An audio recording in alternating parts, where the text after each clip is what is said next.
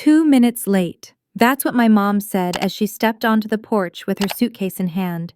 It was 6:02 a.m., according to my dashboard clock. I forced a smile as I climbed out of the car to help, but my smile froze the moment I saw her, my sister Lauren rolling her own suitcase behind her. "What's going on?" I asked, my voice already trembling. My mother's tone was cheerful, almost rehearsed. "Oh, Violet, we decided Lauren should come instead of you. She's been so stressed lately and she really needs this trip." My chest tightened. "Instead of me, Mom, I've been planning this for years. I paid for everything." She waved her hand dismissively like I'd just mentioned something trivial. "And we're grateful, sweetheart. But you're always working so hard. You can take another trip later. Lauren needs this right now." Lauren didn't even look guilty. She just smirked, shifting her weight onto one hip. "Thanks for understanding, sis," she said, her voice dripping with false gratitude. And then my father appeared, suitcase in hand, eyes cast downward, refusing to meet mine. He handed me his bag, silently complicit in this betrayal. I could barely breathe. This was supposed to be our trip, something for me to share with you. "It still is," my mom replied with a bright smile. "Just with Lauren instead." "Don't make this a big deal, Violet. Your sister really needs a break." "My name is Violet. I'm 32 years old, and for 2 years I had worked overtime, skipping dinners out, cutting corners, saving every spare penny to give my parents something special, a once-in-a-lifetime trip to Europe. Flights, luxury hotels, guided tours, dinners overlooking rivers and cathedrals. I had planned every detail with the precision of a dreamer, desperate to give back to the people who raised her. But in that moment, standing in the driveway while my sister smirked at me, I realized something I had been avoiding for years. It didn't matter what I did or how hard I tried. Lauren would always come first. I clenched my jaw, swallowing the storm inside me, and forced my voice flat. "Let's get going then." The drive to the airport was suffocating. Lauren chattered endlessly from the back seat about TikToks of Paris, about shopping in Milan, about how excited she was for the once-in-a-lifetime experience. My mother chuckled along. My father remained silent, his guilt pressed against the glass of the window. And me, my hands gripped the steering wheel so tightly, my knuckles went white. They didn't even notice that when they said we, I wasn't included anymore. At the drop-off zone, my mother hugged me briefly. "Thank you for understanding, sweetheart. This means a lot to us, and to Lauren." Lauren beamed as she wheeled her suitcase away. "Thanks, Violet, you're the best." I stood there watching them vanish into the terminal, my chest hollow and burning. The drive back was a blur. Every word replayed in my head. "You're always working so hard. Lauren needs this right now. Don't make a big deal."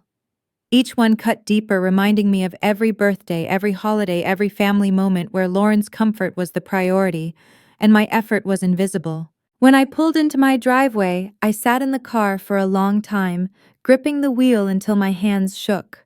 Then, without another thought, I stormed inside, opened my laptop, and logged into every travel account I'd used. Hotel reservations canceled, tours refunded, airline upgrades revoked. I stared at the confirmation emails piling into my inbox, each one a strange kind of salve against the wound in my chest.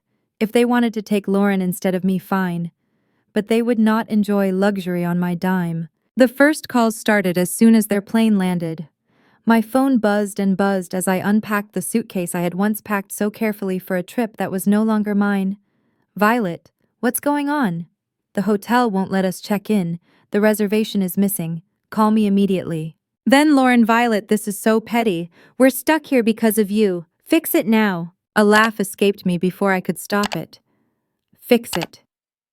For years I had been the fixer, the one who patched every hole, who smoothed every mess, who made sure everyone else was comfortable. Not anymore. When I finally answered, my mother's voice lashed through the line. "Violet, what did you do?" "The hotel says the reservation was canceled, and none of the tours are booked anymore." I let her rant before replying calmly, "I canceled them." There was silence, then a hissed, "Why would you do that?" "Oh, I don't know," I said, my voice laced with venom. "Maybe because you decided to take Lauren on my trip. You're lucky I even drove you to the airport." Her breath hitched with indignation. "We thought you'd understand." Understand what? I snapped. "That years of planning, saving, sacrificing meant nothing to you. That all it took was Lauren saying she needed a break for me to be erased." "Guess what, Mom? I don't understand, and I don't care to." I hung up before she could respond, and for the first time in years I felt something that tasted almost like freedom. The calls didn't stop.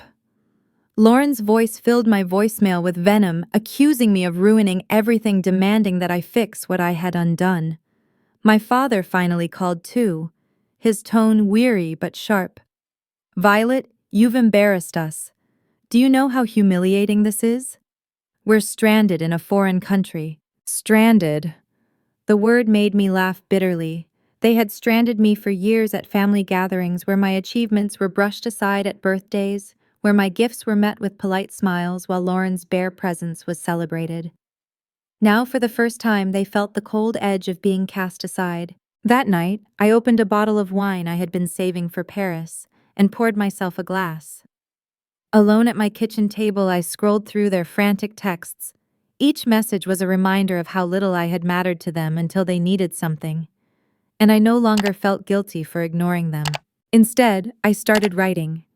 At first, it was just a journal entry, raw and jagged words spilling out of me like a wound finally bleeding clean. I wrote about every sacrifice, every slight, every moment when I was made to feel like an afterthought. I wrote about how hard I had worked to give them something extraordinary, and how easily they had taken it away. Somewhere between the tears and the fury, a realization settled into me like steel. I couldn't change my parents and I couldn't change Lauren. But I could change me. I could stop trying to buy their love, stop sacrificing my peace for their approval. Days passed, and silence stretched longer than it ever had between us. The frantic messages slowed, then stopped. By the time they returned, exhausted and angry from a week of cheap motels and missed tours, I had built a fortress of calm around myself. They arrived at my door, faces drawn, Lauren's makeup smeared from crying, or maybe from rage. My mother's first words weren't an apology. They never were. "I hope you're happy, Violet. You ruined what should have been a beautiful trip." I looked at her, at my father shifting uncomfortably, at Lauren glaring like I had stolen something from her. And for the first time I didn't flinch. I simply said no. I didn't ruin it. I gave you exactly what you've given me my whole life. Her mouth opened then closed. My father sighed heavily.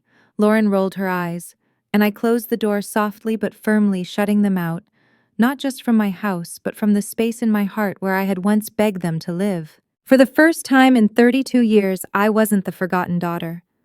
I was the daughter who finally chose herself. The weeks that followed were quieter than I expected. No more frantic calls, no dramatic doorstep confrontations, just silence, a silence I once would have mistaken for abandonment, but now I recognized as space. Space to breathe, space to heal. I filled that silence with things I had long neglected. Morning walks where the air felt crisp and unclaimed. Evenings curled up with books instead of work emails. I bought myself flowers every Sunday, bright sunflowers that lit up my kitchen table. For the first time, I wasn't saving every penny to prove my devotion to people who would never value it. I was spending on myself, not extravagantly but intentionally, like I was telling myself, "You matter too, Violet." Lauren, of course, tried to claw her way back in. She posted cryptic Facebook statuses about betrayal, hinting at me without ever naming me.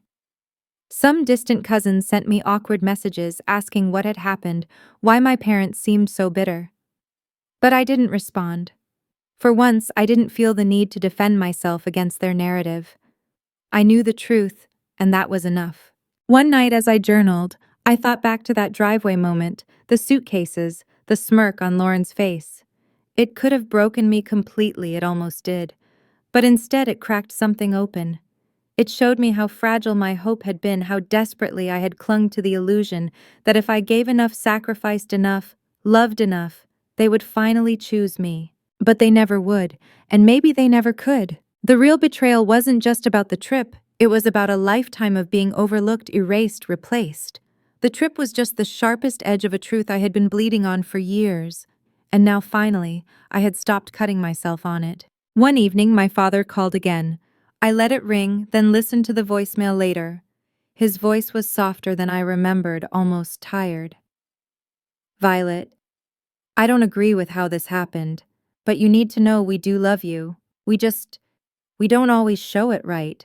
I sat with those words for a long time.